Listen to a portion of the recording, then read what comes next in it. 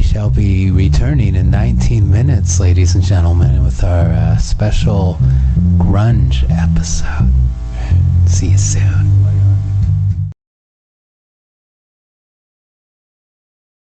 Live.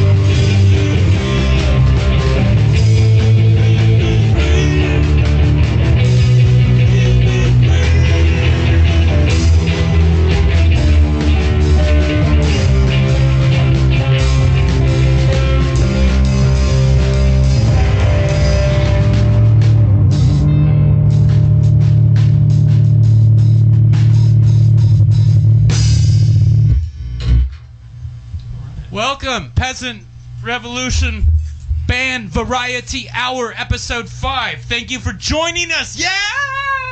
Float off in the Milky Way. Peasant Revolution Band. It's trying to really understand. And the truth of our issues is to feel under the issues. Join our Peasant Revolution Band. Join our Peasant Revolution Band. Join our Peasant Revolution Band.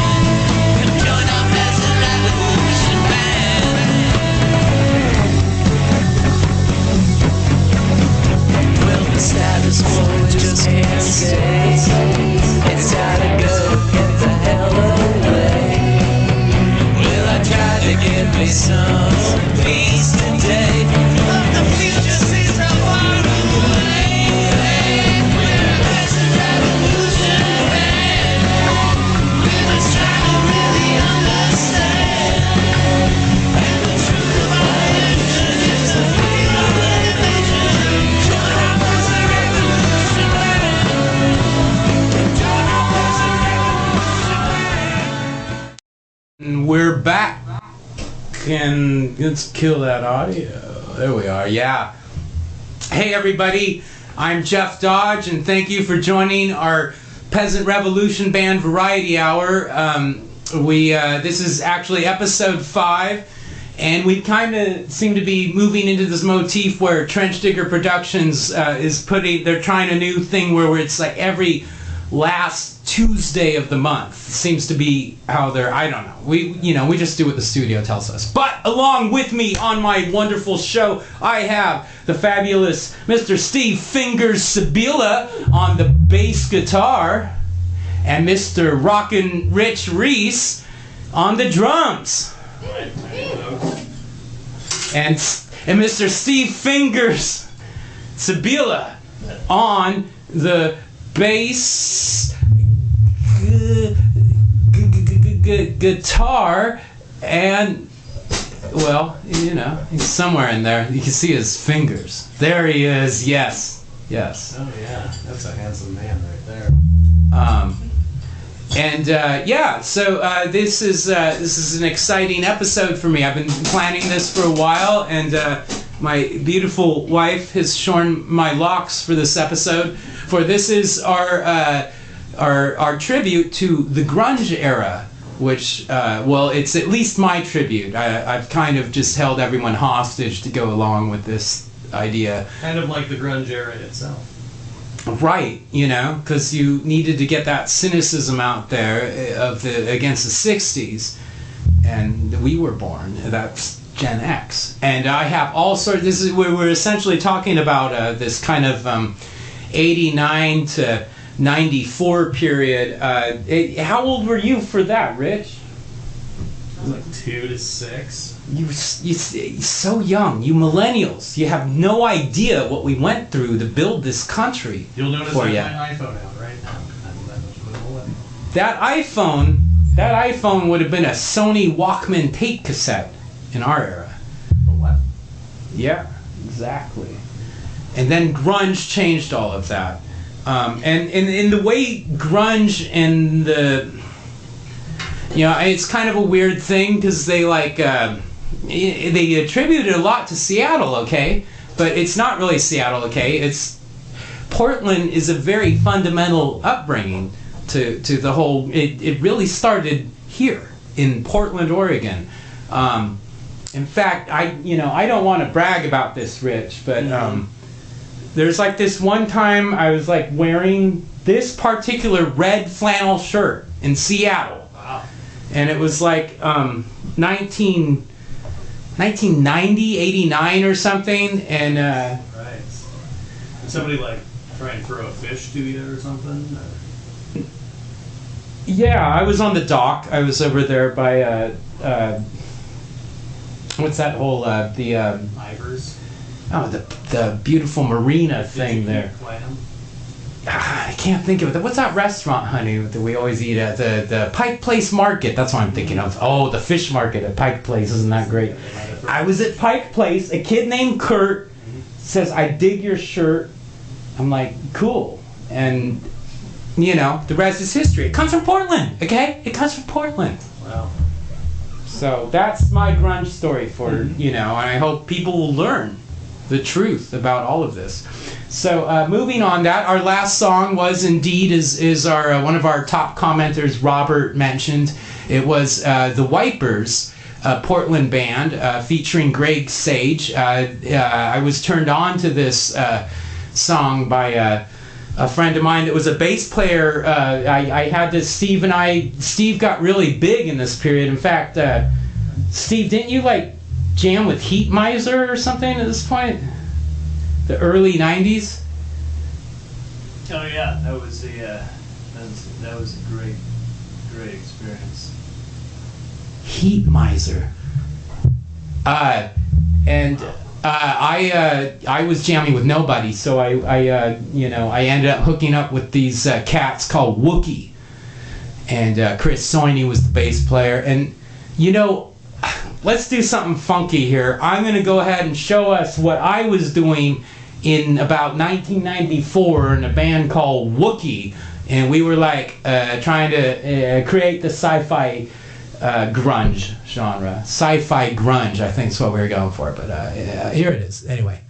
Is Richard Dreyfuss in the audience? I guess not. That's okay. You know, he never shows up to our shows. He always says he's coming, but he never shows up. Yeah, exactly. Richard Dreyfuss, Will Ricardo, all those old Close Encounters. Close Encounters. Terry Garr. Oh, mackerel. Blow my mind away, Terry Garr. I think it's working for the Empire. You are right. The song is dedicated to all the workers out there. It's called Working for the Empire.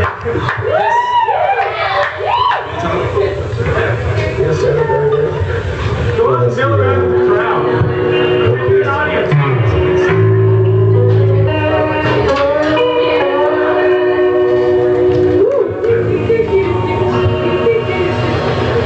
Razor sharp passion can't let you down.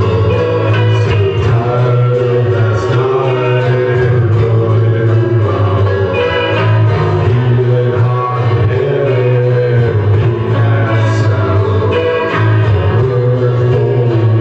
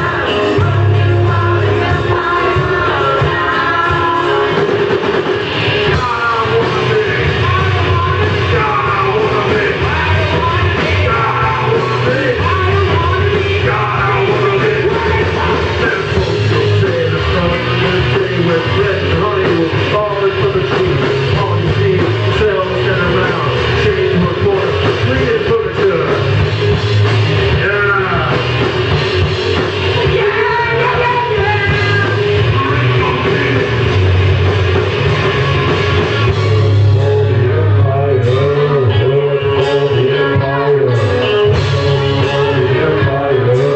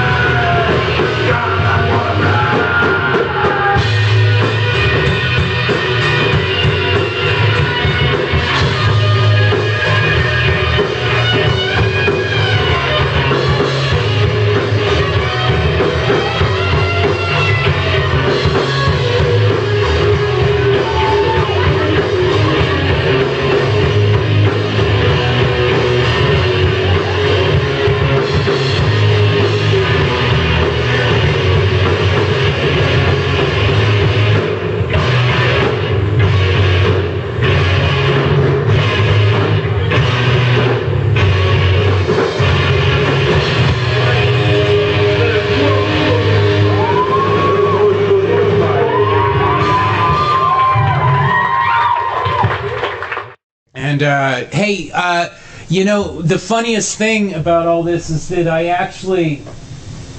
believe we have, yep, Yep, that's right. The interns told me that we have the lead singer, Mr. Nad. No, Dan. Dan, is that you? That's me, yeah. Hi. Dan, how are you? I'm doing great. I live in Los Angeles now. Anyways, it's a hot night. I thought I'd give a cool Portland town a call and check in on you guys. And, just, you got questions about the grunge era? Well, I was there. And I was there. I was, How old were you? I was, 21. A lot of people at this time, people were changing scenes. And at the time, I was in Monmouth, so people would think, Salem. And Monmouth, is that by Cleveland? No, Monmouth is more like by Rickreall and stuff like that. Okay, Dallas. okay. Well, I think our drummer Rich Reese was in Salem during this time. That's right. Oh yeah. What was your grunge influence? Real quick, I wanted to point out that I did raise my hi-hat up here once you reminded me that it is grunge night. So my hi-hat is now about 18 inches higher than my snare drum. That's amazing. Right. I just wanted to be true to the era. And all you kids out there watching, ages like 9 months to 73. That's what grunge was about. Is you can go from hi-hat up. Because we're saying something, we're saying screw you MTV, screw you. We don't need your MTV too. We just want to watch reality TV, Kardashians. What do you say, Dan?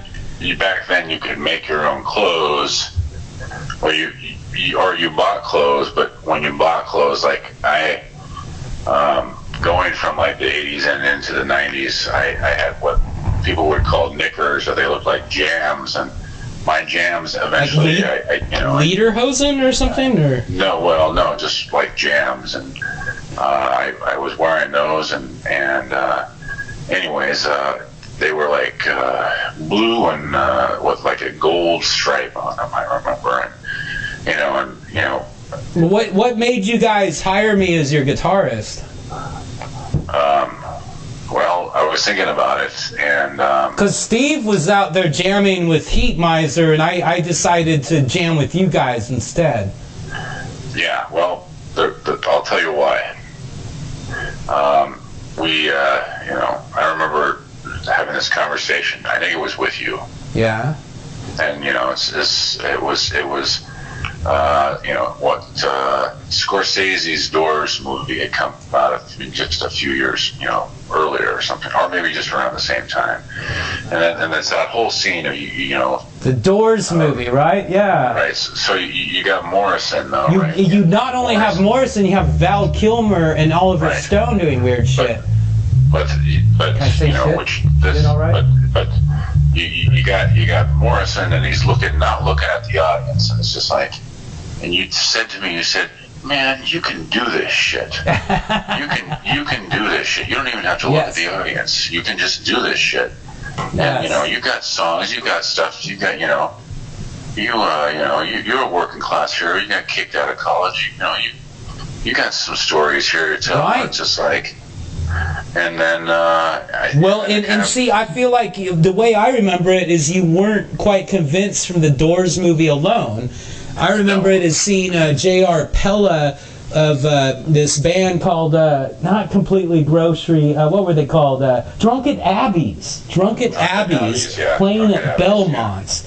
What a great frickin' band. Great freaking band. And J.R. Pella, who I got the privilege of meeting in person not too long ago, he still rocks it, doing his thing in Portland. But that was an amazing band, and I was telling you that is a fallback. I was like, look, you can do that, Dan. You can do that. And then what's crazy about this is this. Believe me, you can do that. You bring it up. Then you talk to. I'm gonna just mention another. Just not to name drop here, but Clint Sargent, though. Clint Sargent, who. He sounds familiar. well, you remember him, I'm sure, but it's been a while. Anyways. I don't know, man. I mean, I've met so many people. It's like this, what? Like, wait. Is like it this that painting can rings you- a bell. This painting kind of rings a bell. Anyway, what are you saying?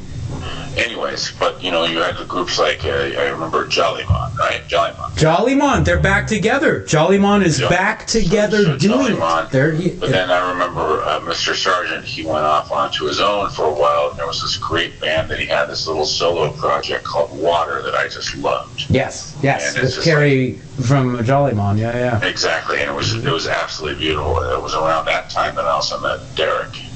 Yes. And it's just The talented Mr. E, as we know. Yes, exactly. And it was just a very, very, very different world.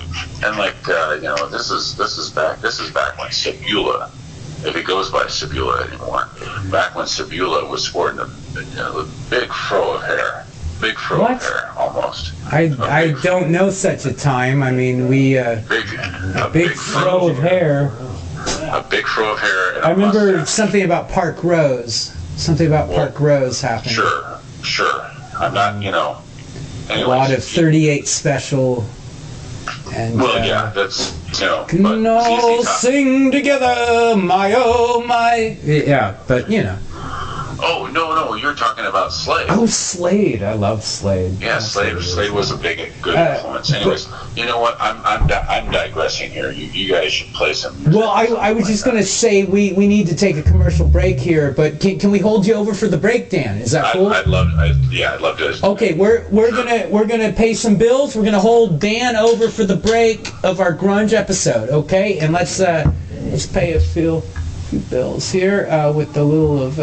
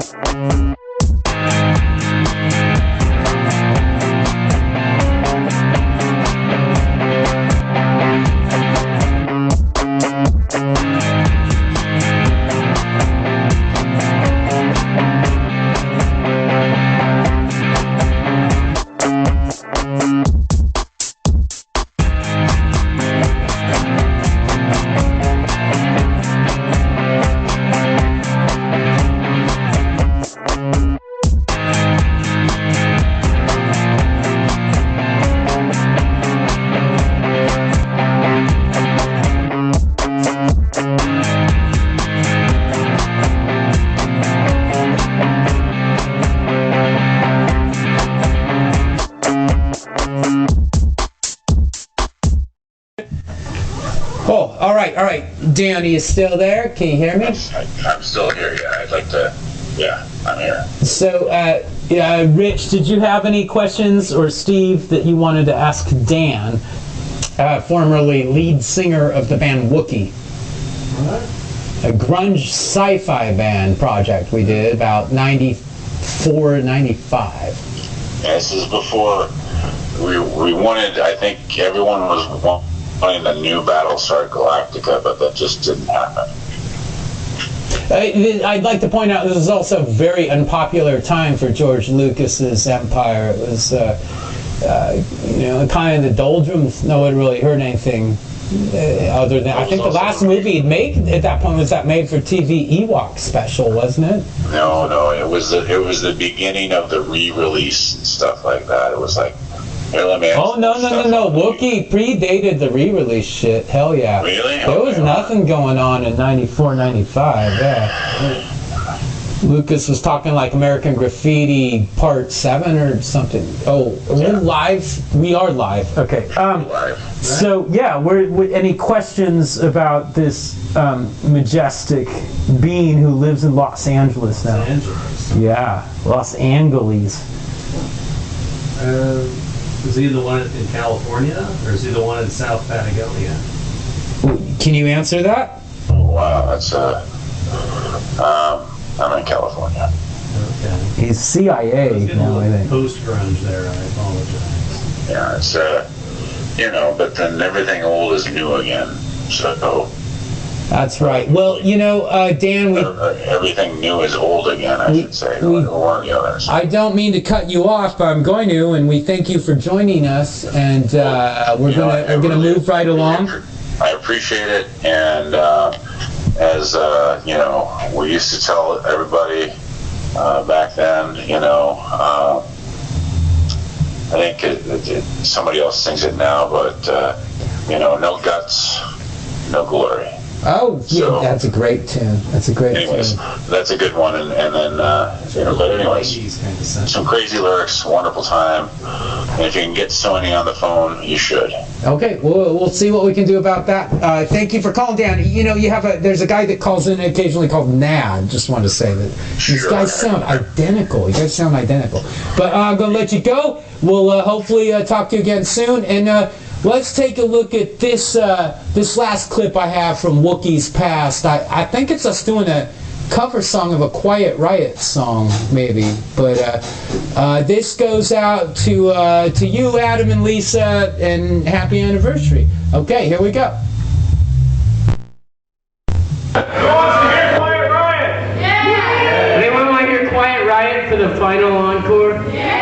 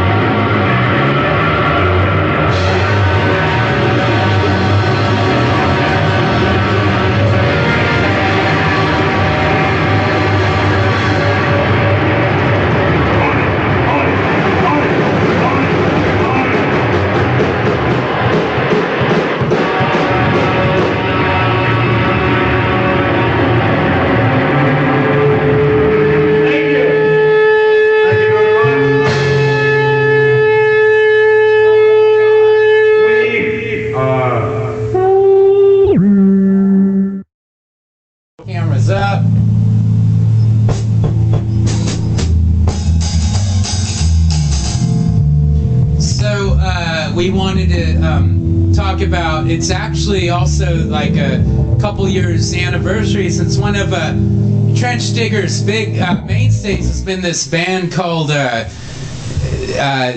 Moses and the Firstborn. We got the chance, Scotty P and I, to do some videos on them, and they got a new album out right now. But you want to talk about grunge? This is probably an example of here we are 20 years later or more, and the kids, these guys are from they're Dutch, and they're pumping out great tunes. They're great songwriters. So this is one that we really enjoyed. It's called Bloodsucker, and we hope you enjoy it. Thanks for joining us.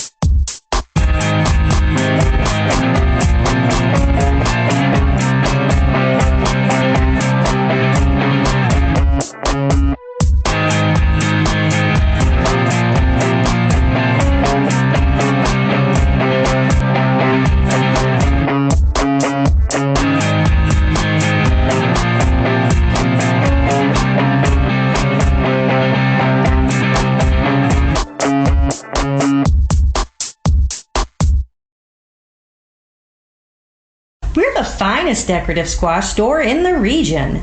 At my store, you'll find orange, pale orange, and even yellow striped decorative squash. And of course, we have pumpkins.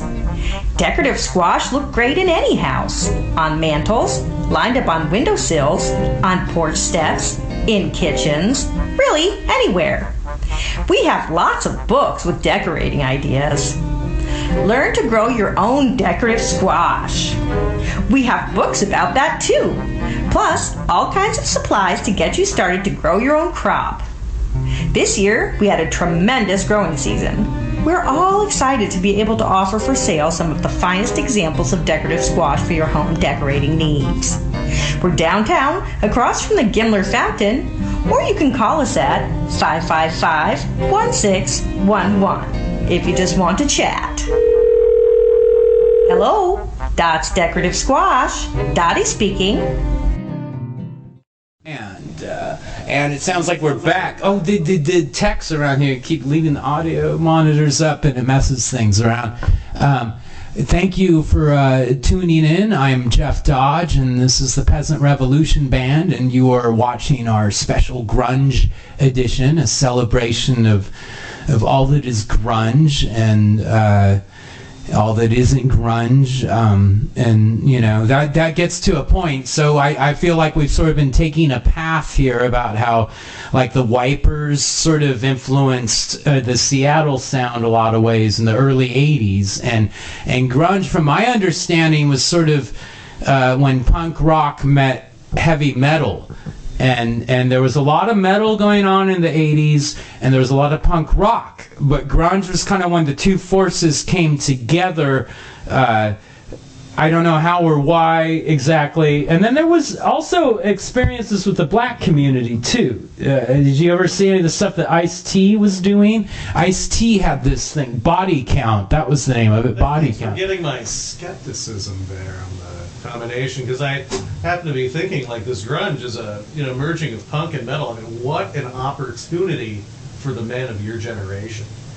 It was, and we finally were like, I knew in the 80s, like, there's all these kind of haircuts and short hair and this and that, but like, the mullet came out of grunge, or it was sort of like grunge was almost a reaction to the mullet, was my thought process on the whole thing.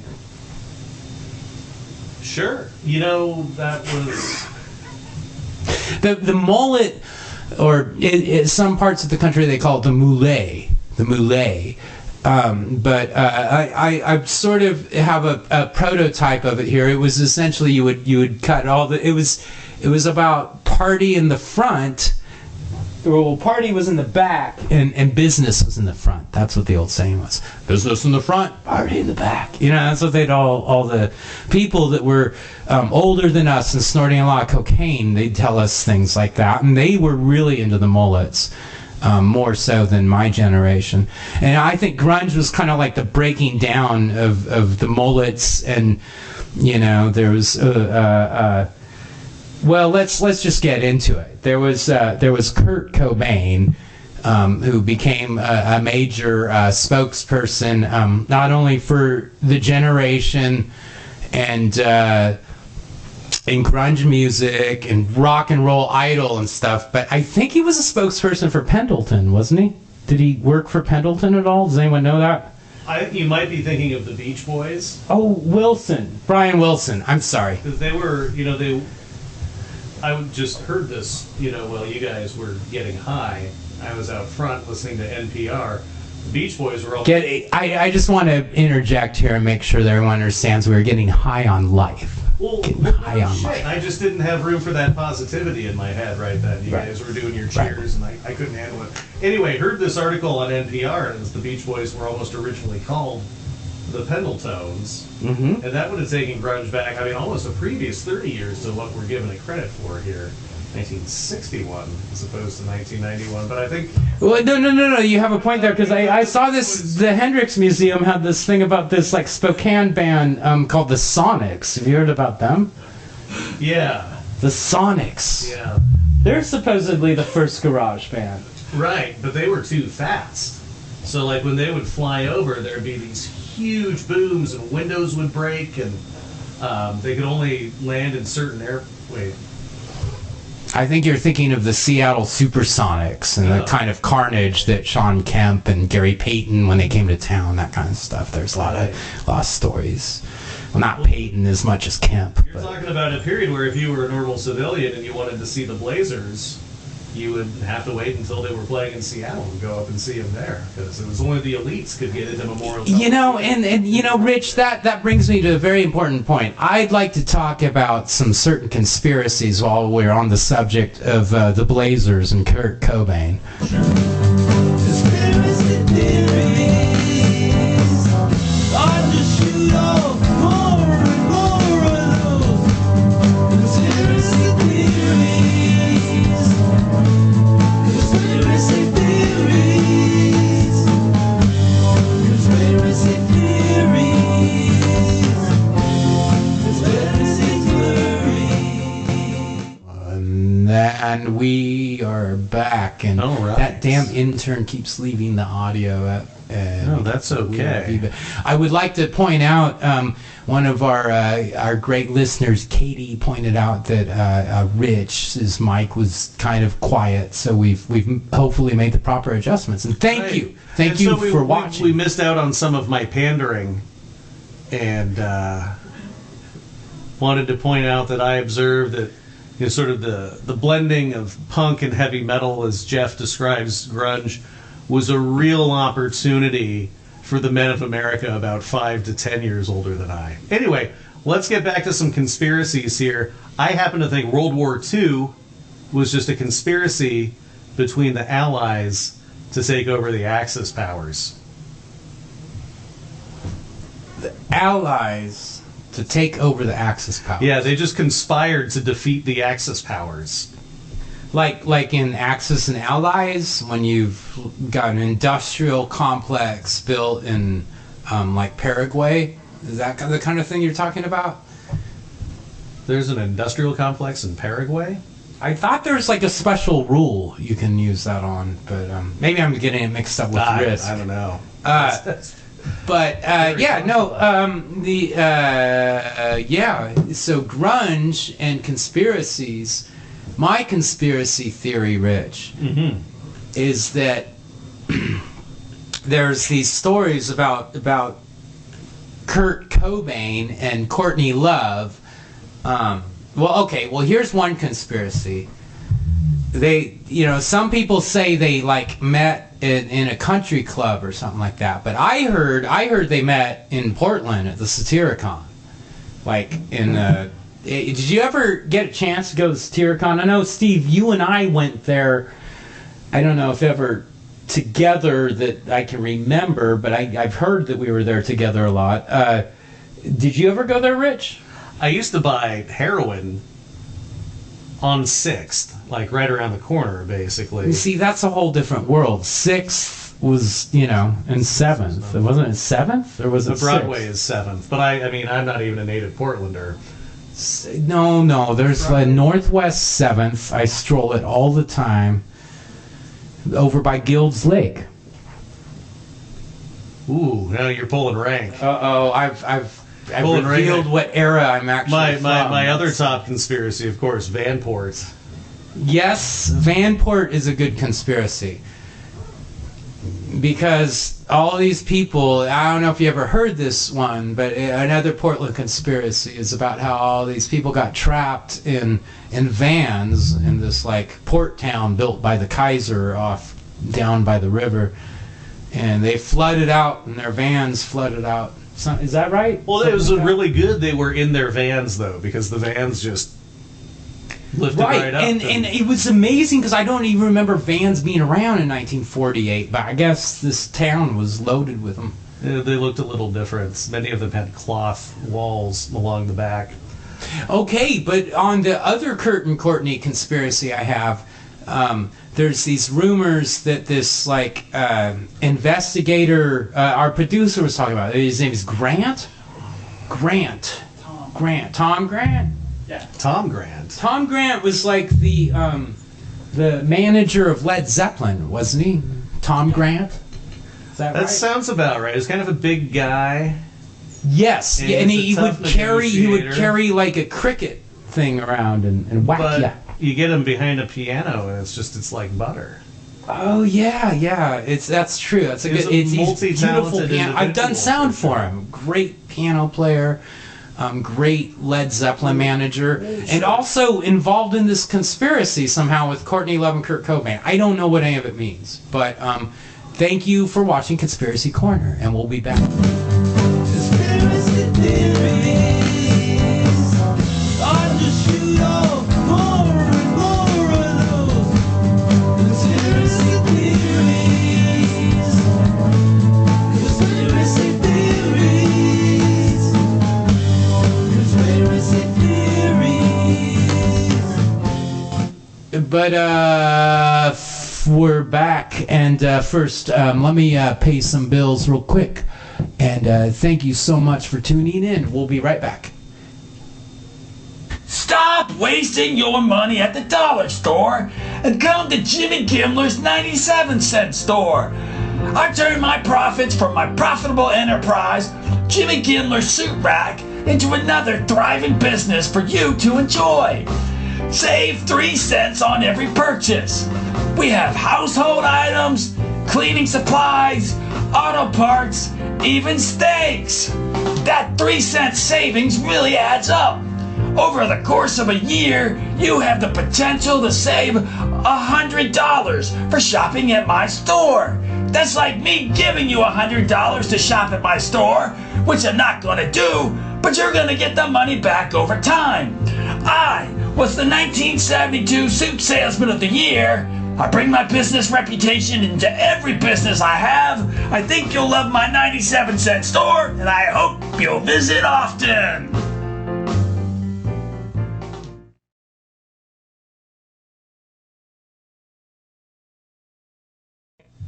Live. We're back.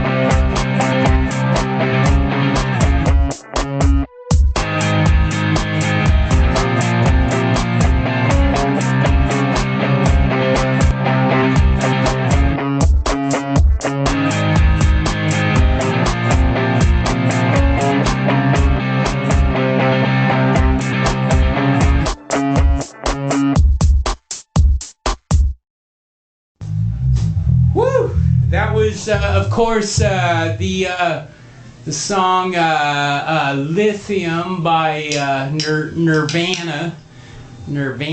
I used to call them Nirvana because I was kind of jealous of them, you know. They were like a little older than me and doing a lot better, and they're still doing better even though one of their members isn't even around anymore. But you know, it was cool. I wanted to give you a quick. I worked this up, Rich, for everybody. It's my Kurt Cobain impression. Okay, I'm gonna try it. Okay, you guys ready? Everybody ready? It's my Kurt Cobain impression. I've been working for like all month on this. Here we go. Yeah. Your band kind of sucks. That's it. That's all I got. That's all I got. Super good. Does that work? All right. Okay. Anyway, that's my Kurt Cobain. We're gonna be wrapping things up with like one more song. Before we next episode, we might discuss the tragic end of grunge, or we may never ever bring up grunge again. I don't know this, but grunge happened. It actually, by my count, it died by '96 at the latest. It was pretty much dead. But if you buy my act, Portland, it boomed, and one of the main reasons was this band, Sean Crogan. He had this band called Cracker Bash, along with this other band, Motor Goat. Oh, it was such an amazing music scene in the early '90s here. I cannot help but nostalgize about it, and we're gonna try and do a little Cracker Bash song. So is that okay? Is everybody up for a little? Try and do this early '90s grunge Cracker Bash song called Gresham. But before I do that, I'd like to thank you all for joining us. I'd like to thank everybody for coming here and participating for the live part of it. I'd like to thank my lovely wife, Jamila, is here, and Jamila Hart Entertainment does wonderful catering here. And I'd also like to thank one of my favorite mayors, Mayor Charlie Hales. He's not here. We're hoping one of these days to get him. He's finishing up. Maybe we'll have him as a guest one of these days.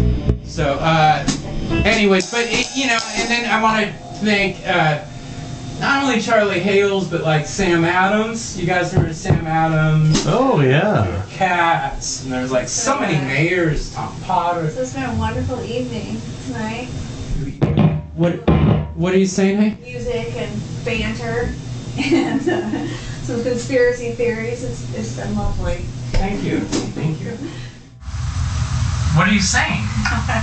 Say goodnight, Jeff. Good night, Jeff.